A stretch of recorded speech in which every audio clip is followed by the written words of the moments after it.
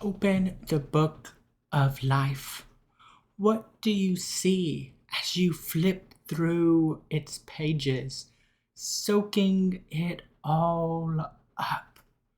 Where is the joy, the pain, the hope, the loss, the love? Now close it tight. Place your hands over your heart and pause. Then open the book of life again.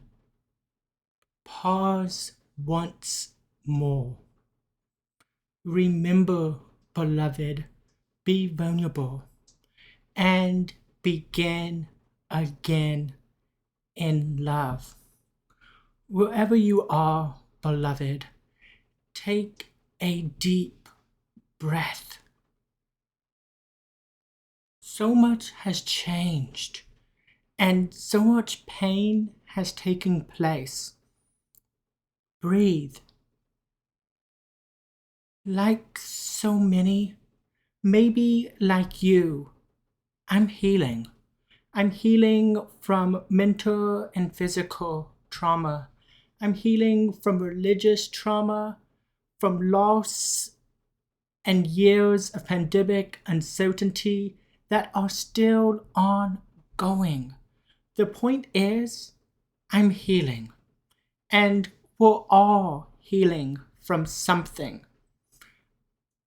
Now, I know that there is a massive stigma around saying that one is healing and that one might need a counselor or a spiritual director. But let me also share that for me, all of those years of counseling and now months of spiritual direction are the reason I am who I am today. They are why I'm learning what it means to thrive. Counseling, spiritual directors, or speaking with someone about one's pain should not come with stigma, but with openness, curiosity, and love.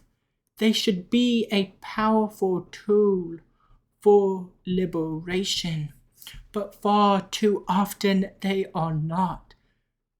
Well, they are, but we don't seek them. We don't seek them because of that stigma.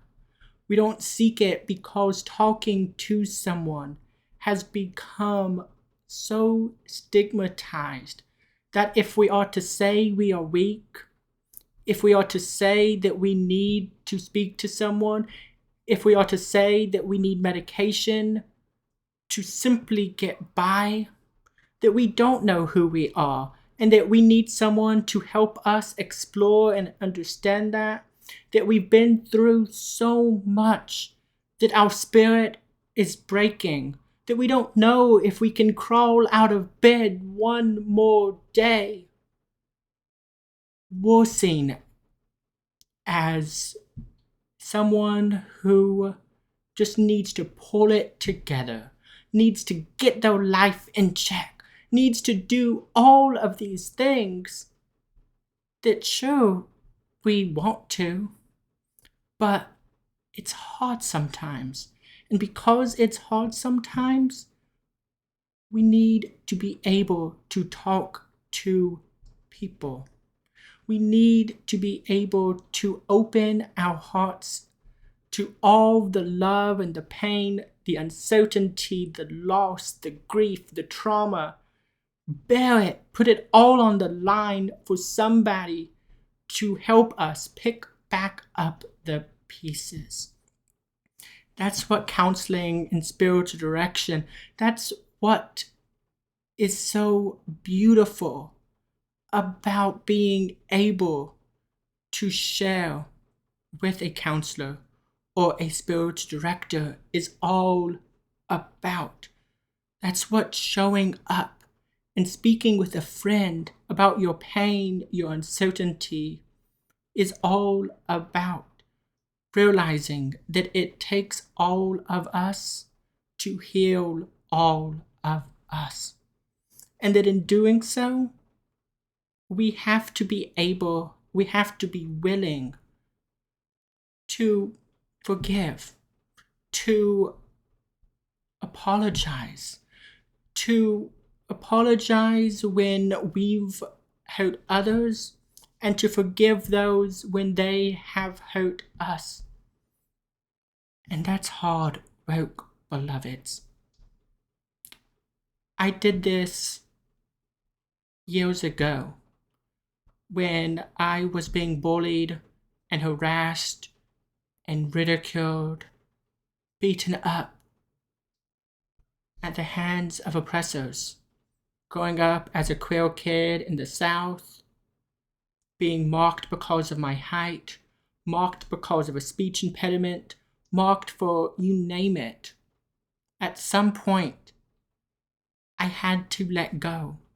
But to let go, I had to be able to forgive. Now, I wasn't going to go and call everybody that oppressed me and tell them directly how their impact and their bullying affected me, because that would take too much time and energy, and I don't know if they would have heard what I had to say.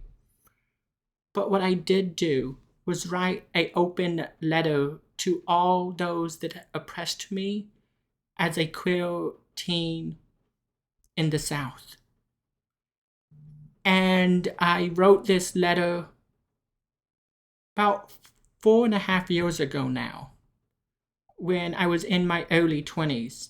Now, nearing 30, in the last week or so, revisited the letter, and knowing what I know now, having a rich theology of Unitarian Universalism, having explored and deepened my understanding of myself even more, I rewrote the letter, adding to it, adding more compassion, more love, more authentic truth. And so I shared this letter with you. This letter that helped me to forgive and let go and hold compassion for all those that oppressed me as a teen. Dear people who have hurt me over the years, I'm still here. I'm still queer. While your constant bullying hurt me mentally and physically, it did not change my sexual orientation. It did not prevent me from dating guys and those who are non-binary. It did not stop me from loving the arts or from finding love, falling out of love, and finding love again and again. Don't get me wrong. Your hatred for the person I was then really hurt, and I often cried myself to sleep at night, wondering how you could be so cruel. Why you hated my very existence so much, and why I even cared in the first place. But then again, I was young. Your opinion mattered to me, but not anymore. Your words of hatred stuck with me. They stayed with me for years and caused me so much pain. Yet, over the years, I have realized who I am, who I was, and who I am becoming. And I wanted to tell you that I forgive you for all that you put me through, for the countless nights you made me cry, for making me afraid to go to school, for beating me up, for the years of mental abuse, for the name calling. I forgive you. I have realized that while you were hurting me, you might have been hurt as well. You might have been being hurt by someone else's words or hands and just needed someone to tell you that they loved you. You might have needed somebody to tell you that it's going to be okay, that you don't need to worry anymore. You might have needed someone to set you free, and you might have needed someone to be your friend. What I'm saying might seem weird, but because of the pain you caused me, I have become a much stronger young adult, full of dreams, passions, and resiliency. In times of oppression, I have become more aware of who I am and have found my voice. And I'm working on using my voice, my story, the pain that you once caused, to minister to those who are hurting. I have become a decisive voice in the river of oppression and am adding my voice to the ever-growing ocean of love that our nation and world need to thrive. So yes, while at times what you said made me feel defeated, I have risen above your hate, above your ignorance, and I have become a stronger, better, more outspoken person because of it. So let me say again that I forgive you. I forgive you for what you did. And I thank you for helping me become the person I am today, though I know at the time that was not your intention. I hope that you have found peace in your life, and I hope you have forgiven yourself for the pain you caused me and countless others over the years. I hope you are thriving now in life as I am. As for me, I'm still healing and I'm growing. I'm learning to love myself. Are you? I sure hope so. May you be well. May you thrive. May you find joy and compassion and love in your life. Because we need one another in some weird, unknown, cosmic universe. We need one another to thrive so that we all might thrive.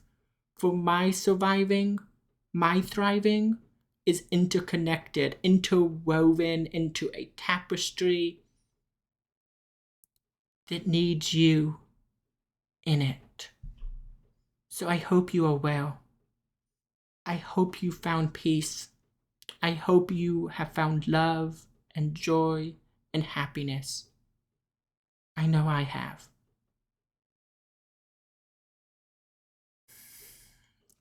Writing that letter was a process of healing, of reconnecting the pieces.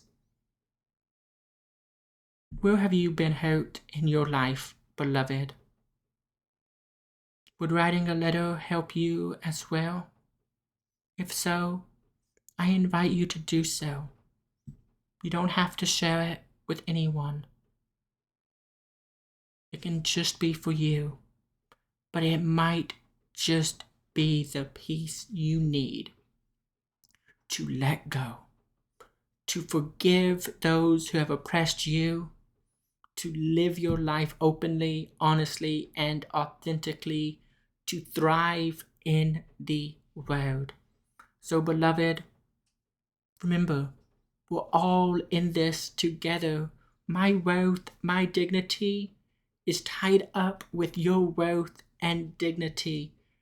My love is connected to your love, my pain, your pain, my joy, your joy. Take a breath, beloveds. Take a deep breath. Remember, be vulnerable, and begin again in love. May it be so.